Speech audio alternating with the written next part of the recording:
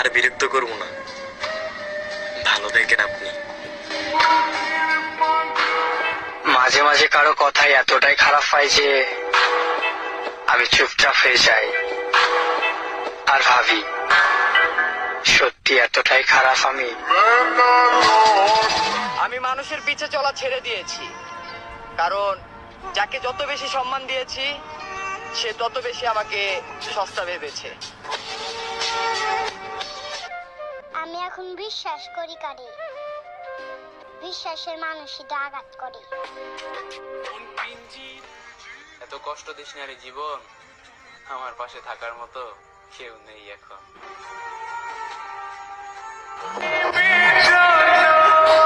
সুখ সে তো রাতের মতো কালো, আমার সাজানো স্বপ্নগুলা সবই এলোমেলো।